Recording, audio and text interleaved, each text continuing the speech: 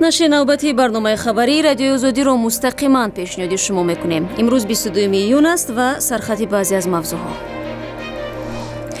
عراق تخریب شدن مسجد قدیمی و مناره کج مفصل را از سوی گروه دهشت‌افکن به نام دولت اسلامی اعلامیه شکست این جنبش عنوان داد.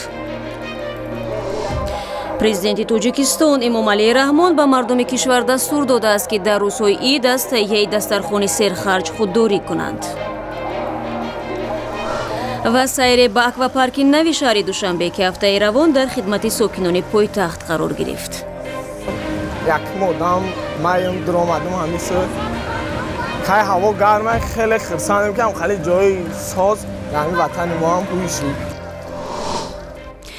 حکومت عراق اظهار نمود که روز چهارشنبه دهشت‌افکنان گروه دولت اسلامی با هدف متوقف نمودن پیشرفت نیروهای ارتش عراق مسجد جامع و مناره کناری آن را از داخل ترک کنیدند. همین طریق مرکز این گروه افراطی در عراق به تصرف نیروهای دولتی گذشت. همکارمون ساجده میرزا گزارش می‌دهد که در سوریه هم مرکز این گروه شهر رقه در محاصره قرار دارد. روز چهارشنبه 21 ایون عراق تخریب مسجد جامع النوری و مناره کج الهدبا در بخش قدیمی موصل از جانب گروه تندرو دولت اسلامی را اعلامیه رسمی شکست این جنبش عنوان کرد.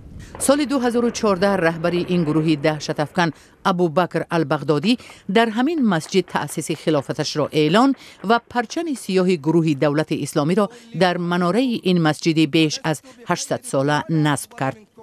نیروهای عراق در بیانیه گفتند که گروه تروریستی داعش با ترکاندن مسجد النوری و مناره الهدبا به یک جنایت تاریخی دیگر مرتکب شد.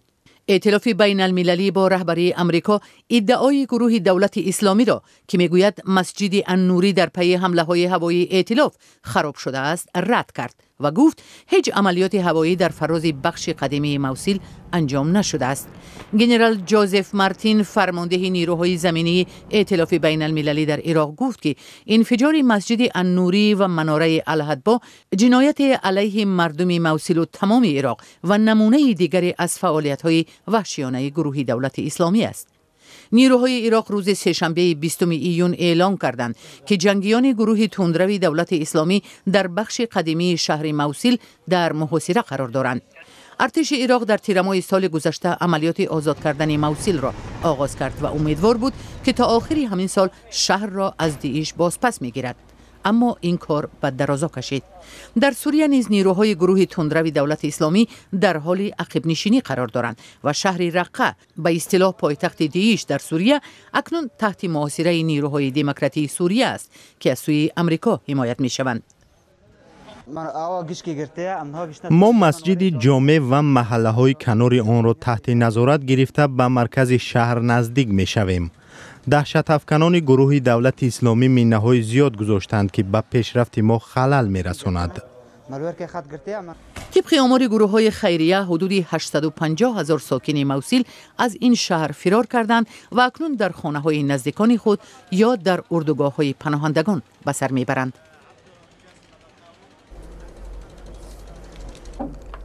هفته روان نظامیان عراق وعده داده بودند که در روزهای عید فیتر مسجد مفصل را اشغال خواهند کرد، اما آنها به این پیروزی هنوز چند روز قبل از فرا رسیدن جشن مقدس مسلمان‌ها دست یافتند.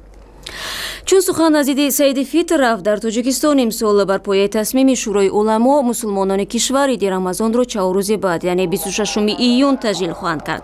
در پیشروی این سنه رئیس جمهوری تاجیکستان امامعلی رحمان در یک اظهارات به مردم کشور دستور داده است که از تهیه دسترخوان سرخرج عیدانه خودداری کنند. قبل از این مقامات رسمی در صحبت با ساکنان در گوشه‌های کشور خواسته بودند که دسترخوان جشنی خود را خاکسارانه آورا داده برای خود نمایش دهی زیر بار قرض نمانند. برنامه را ادامه می‌دهیم. در پی خروج بیماری دومانه ده‌ها ساکن ناحیه بختر ولایت ختلان بستری شدند. انگیزه خروج بیماری را پزشکان به استعمال آب دریا ربط می‌دهند. بار آخر در این ولایت 2 سال پیش بیماری دومانه ثبت شده بود. مقامات میگویند تابستان ختلان در مقایسه با منطقه‌های دیگر تاجیکستان گرمتر است و احتمال خروج بیماری ها نیز زیاد می‌شود. مومن احمدی در این باره جزئیات بیشتر دارد. گودک داشت، گودک گرفتیم هم خیلی شد. در پی خروج بیماری دامنه در جماعت باختریان ناحیه باختر 5 زن و کودک بستری شدند. کجا در میکنن؟ سر در میکنن؟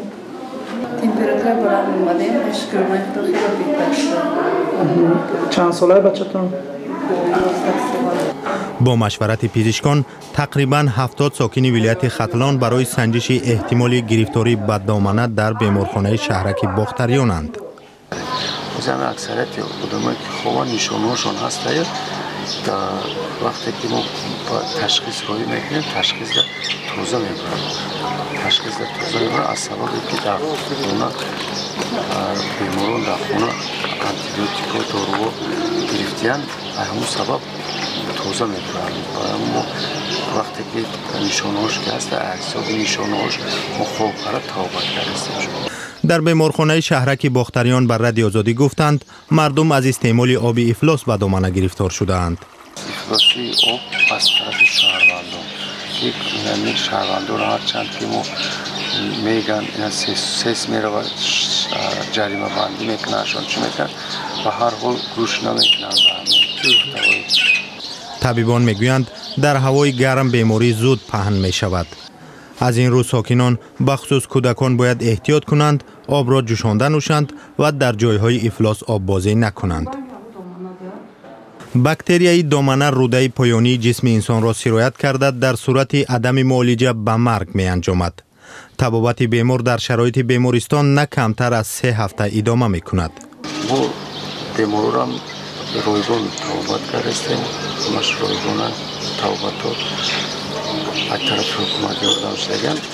امسال باری اول است که در ولایت ختلان 70 نفر یک باره با گمان گرفتاری به دامنه بستری می شوند. با دستور ریاست تندرستی ولایت ختلان پزشکان خانه به خانه گشته ساکنان را از نظر احتمال گرفتاری به این بیماری تشخیص می کنند.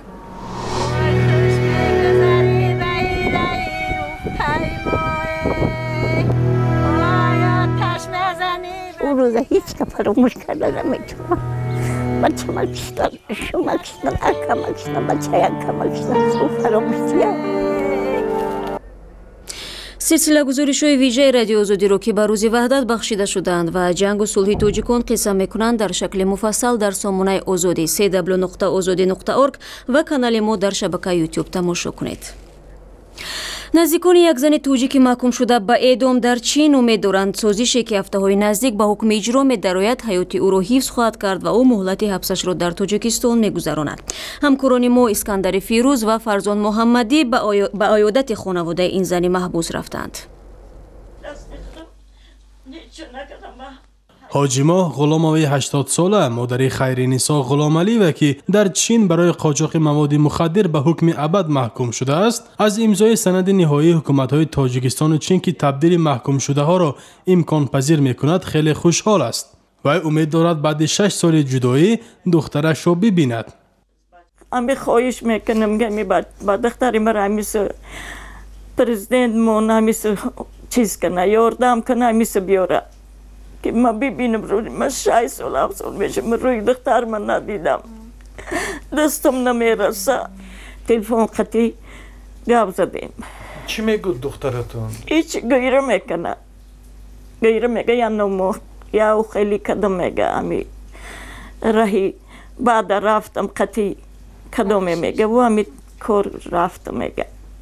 خانم غلامова که در شرایط بد اجتماعی زندگی میکند میگوید دخترش بعد از محکوم شدن شوهرش در ارومچی مشغول تجارت بود. با مشورت یک دوگانه‌اش خواسته است مواد مخدر را به این شهر انتقال دهد. فرزندان و پیوندان خیرنسا نمیتوانند با مشکلی اقتصادی به دیداربینی او روند. 3 سال پیش ابرونیسا غلامова با کمک برادرانش به عیادت خواهرش رفت و 45 دقیقه صحبت کرد. زنگای تای کشش گرفتگی بودن پیش من آوردن. من تماما گپ زدگی نه فقط گریه کردم 45 منوت ما گپ زدگی نیستیم فقط باز زور خپیدم فقط چخیل گفتم تمام فقط راه نگشت کشاله کردن ای تای کشش آوردم راه گشتن نمیتونم. از آن پیش شوهر خیرنسا عبدالرحیم غلامعلیف را با جنایت دیگر زندانی کردند ولی قرار است او سال 2018 آزاد شود.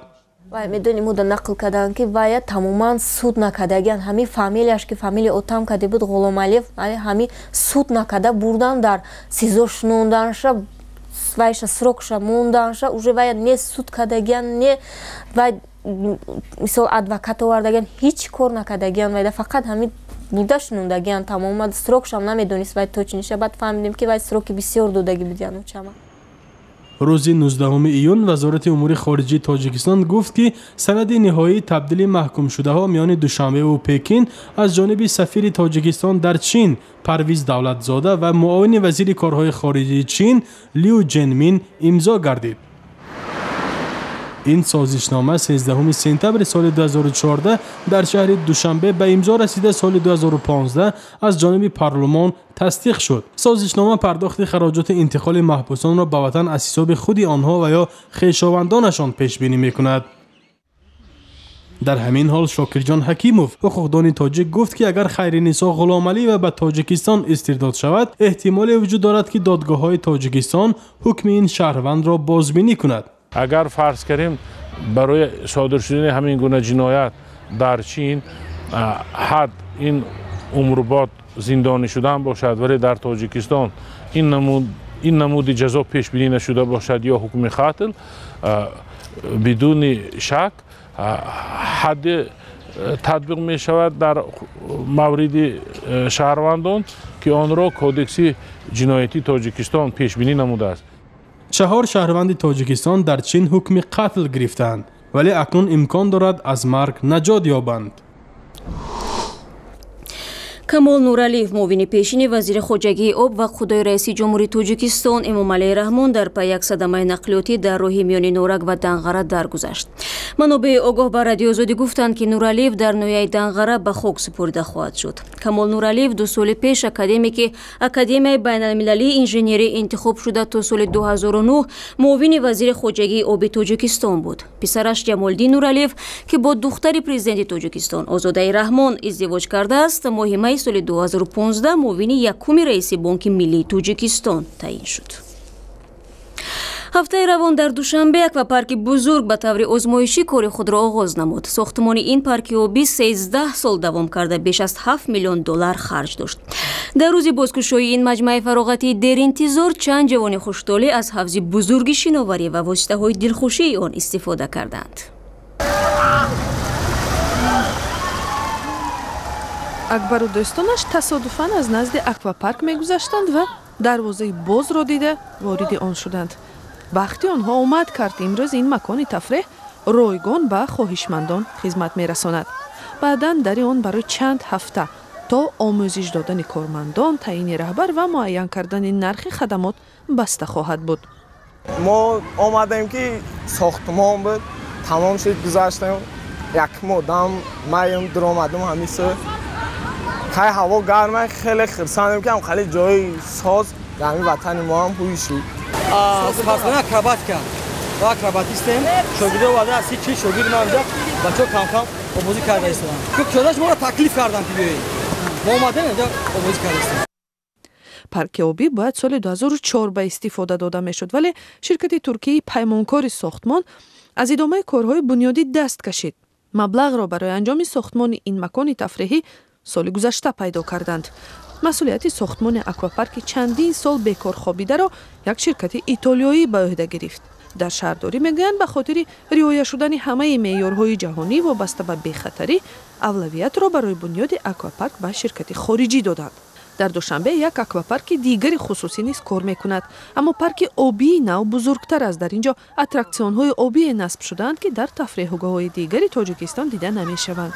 территорияи аквапарки мо дар ин ҳол 2 гектар мебошад ва 7 горкаҳои калон ҷойгир шудаанд. дар ин ҷо аз ҷумла қисми зиёди инро зонаи кӯдако ташкил медиҳад ва ҳар рӯз тақрибан то 1000-1000 одамро қабул карда метавонанд. дар шаҳрдорӣ умедворанд ки аз ҳисоби аҳолии 1 миллион нафарии пойтахт харҷи аквапаркро ба зудӣ бароварда карда як парки обии дигар бунёд мекунанд. барномаи мо анҷом ёфт. ташаккур ва худо нигаҳдор.